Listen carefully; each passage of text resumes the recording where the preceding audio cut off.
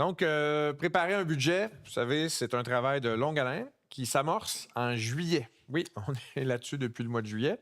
Alors, je remercie d'ailleurs le service des finances, les employés municipaux et mes collègues élus qui ont contribué à cet exercice de planification qui nécessite de faire des choix tout en maintenant le cap sur les objectifs de notre planification stratégique 2023-2030.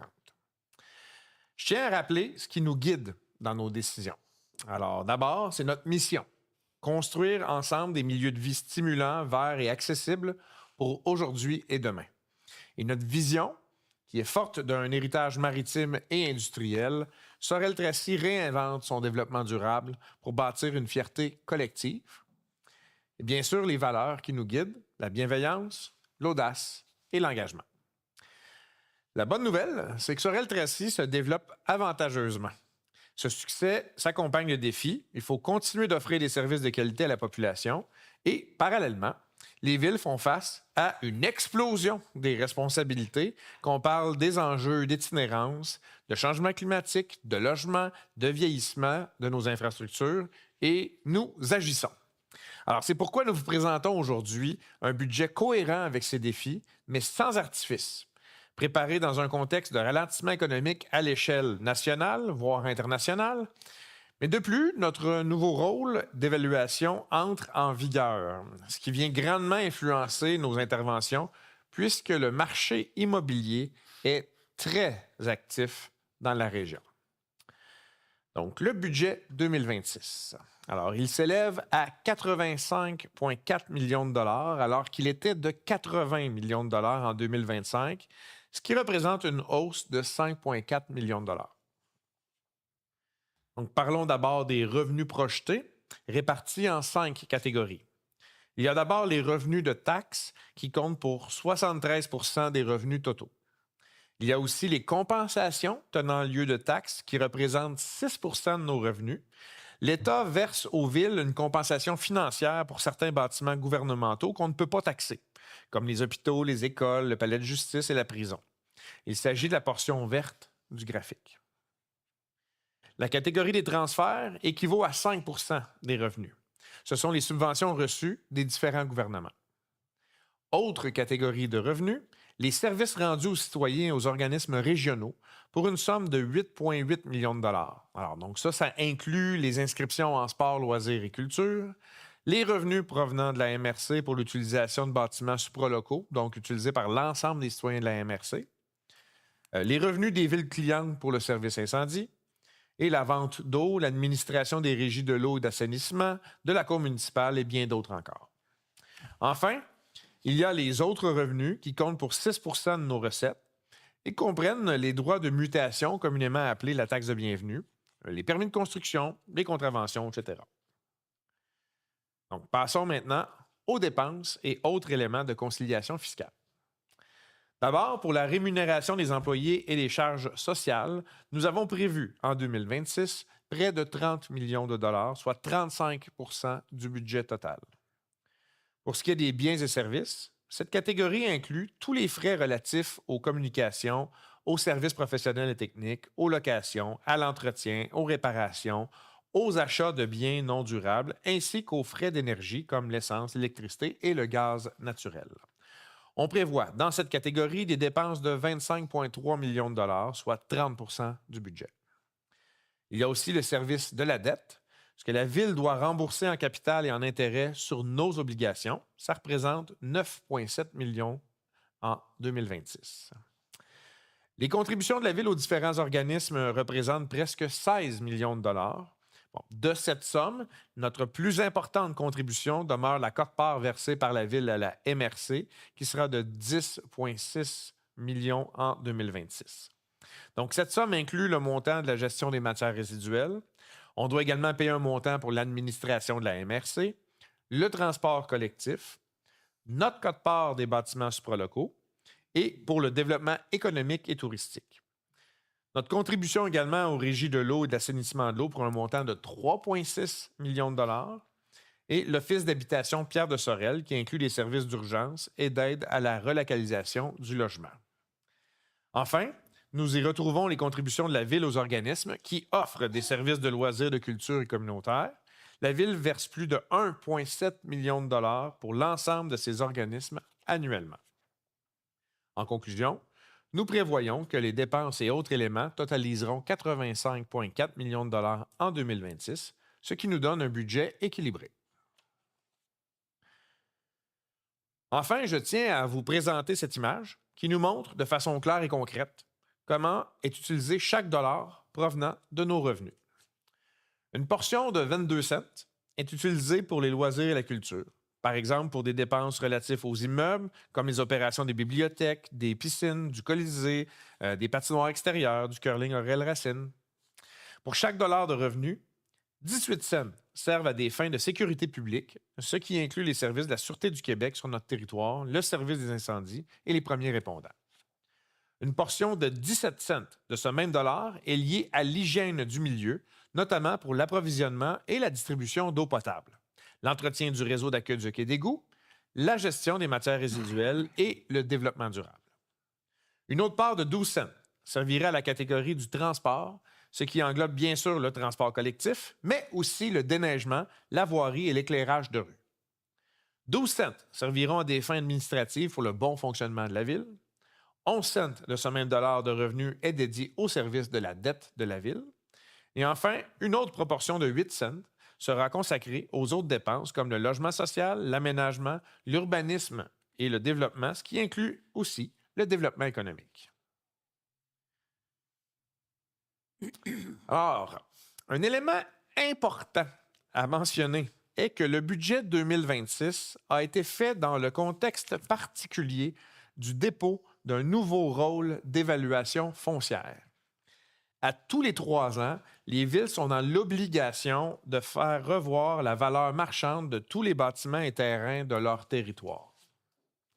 Donc, aux 3 ans, une évaluation est effectuée par une firme d'évaluateurs agréés externes. Je souligne le mot externe. Ces experts sont impartiaux et ils font partie de l'Ordre des évaluateurs agréés du Québec. La préparation du rôle d'évaluation foncière est un exercice scientifique neutre et indépendant. Ce n'est pas la ville qui détermine la valeur des immeubles, ce sont les évaluateurs. Sans ça, dans le fond, on serait en conflit d'intérêts. C'est aussi simple que ça. Donc, le nouveau rôle d'évaluation 2026, 2027, 2028 a été déposé le 15 octobre 2025. Il entrera en vigueur le 1er janvier 2026. Donc, un élément important à préciser, c'est que les valeurs qui y sont inscrites sont le reflet des conditions du marché immobilier et de l'état de l'immeuble analysé en date du 1er juillet 2024. En d'autres mots, la plupart du temps, plus les propriétés équivalentes de votre secteur se vendent bien, plus la valeur de votre propriété au rôle risque d'augmenter. Les évaluateurs agréés utilisent donc les transactions immobilières effectuées entre le 1er janvier 2022 et le 31 décembre 2024. C'est leur point de référence. Donc, en juillet 2024, le marché immobilier était très dynamique, et ce, particulièrement pour la maison plus abordable. On y reviendra. Alors, vous avez un graphique qui va apparaître dans quelques secondes, voilà. Alors, sur ce graphique, vous pouvez voir les variations des valeurs au rôle par catégorie. Alors, rapidement, vous pouvez voir que les valeurs des unités résidentielles, donc ce qui inclut la maison unifamiliale et les immeubles multilogements, augmentent en moyenne de 39 %. J'attire votre attention sur la catégorie TVD, c'est terrain vague desservi.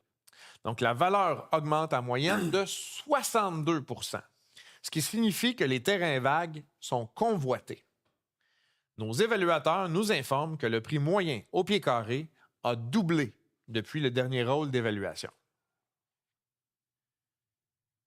Alors, prenons quelques instants pour parler de la maison abordable. Donc, la majorité d'entre elles présentent une hausse de valeur importante.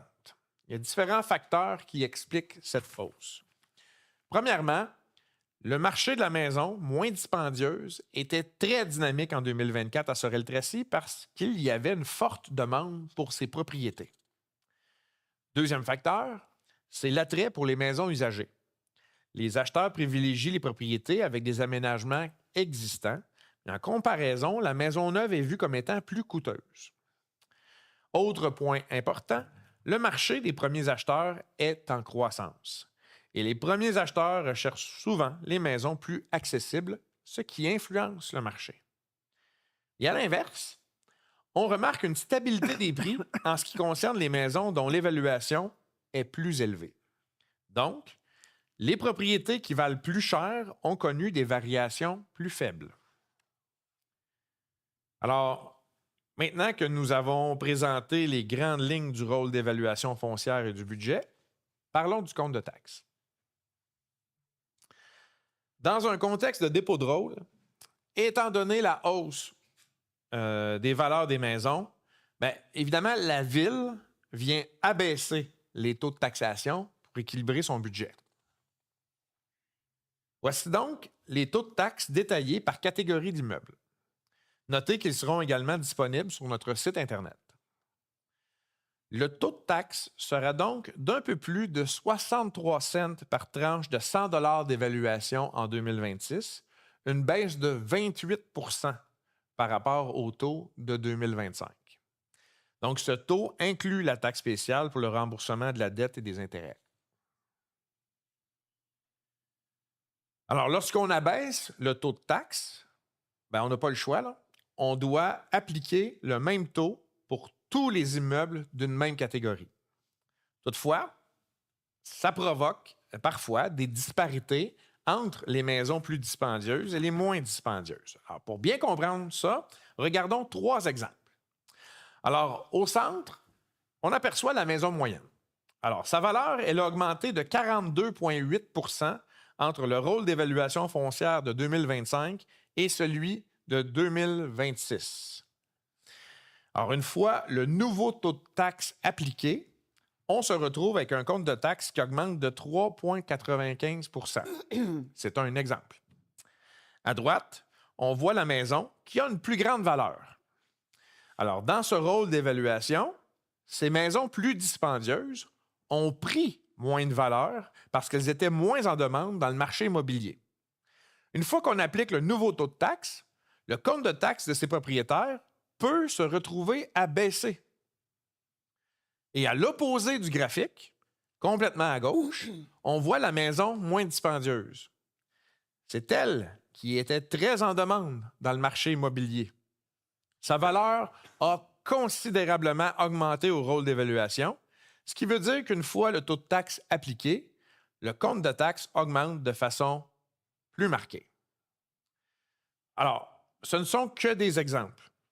Mais ce que vous devez retenir, c'est que la Ville a beau abaisser le taux de taxe d'une même catégorie, l'effet est différent selon le type de propriété et selon la variation de sa valeur.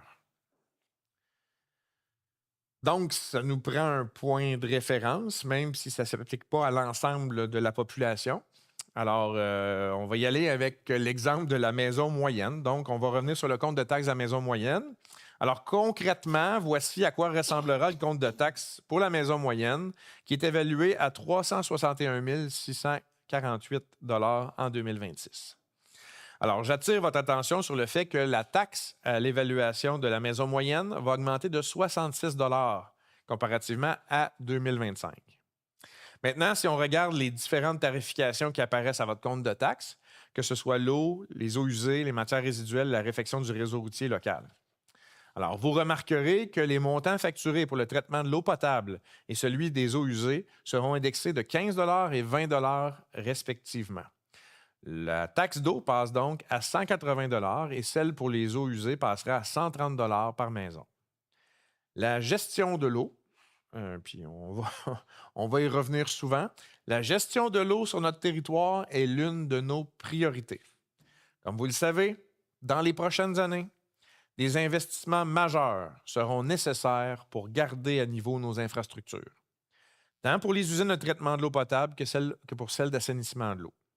Au budget 2026, nous avons prévu la création d'un poste de gestionnaire de l'eau pour coordonner et planifier les travaux dans les prochaines années.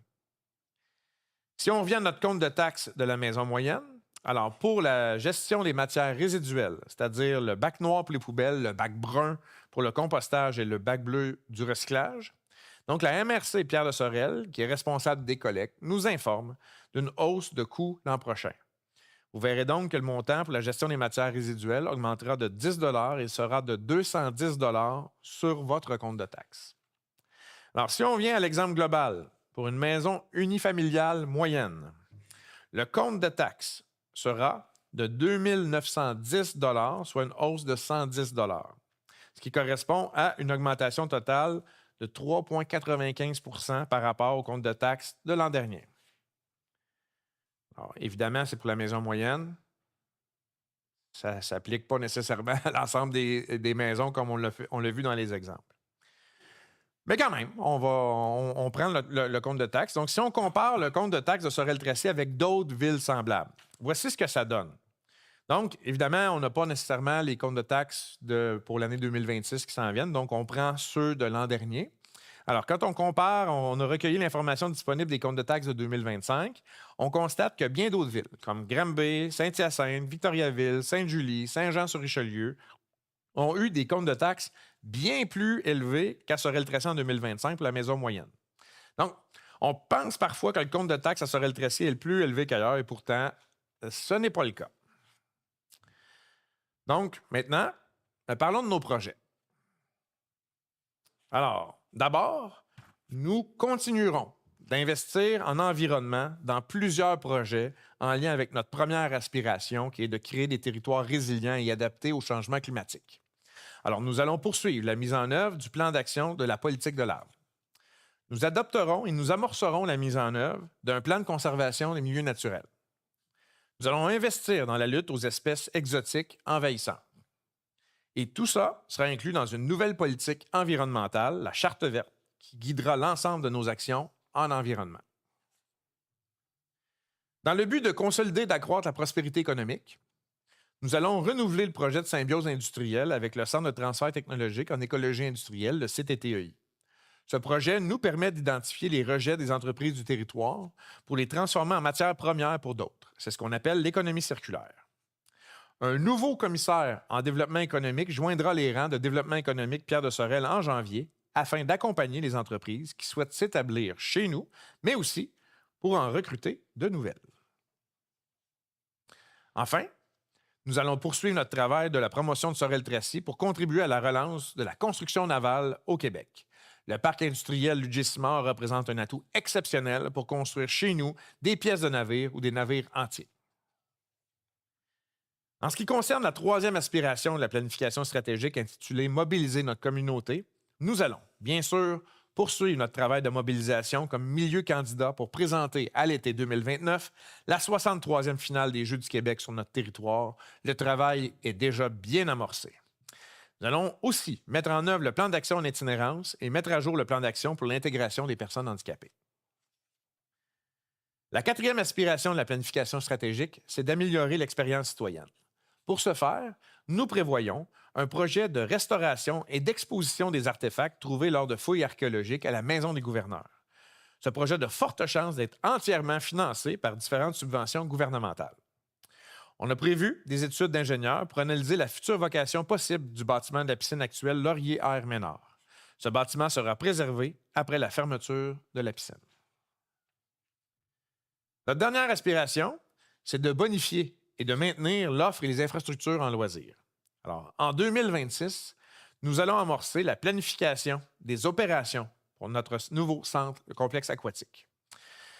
Si Sport Québec retient la candidature de Sorel-Tracy pour les Jeux d'été 2029, et je suis convaincu de nos chances, nous allons mettre en place un comité organisateur. Ça se budgète.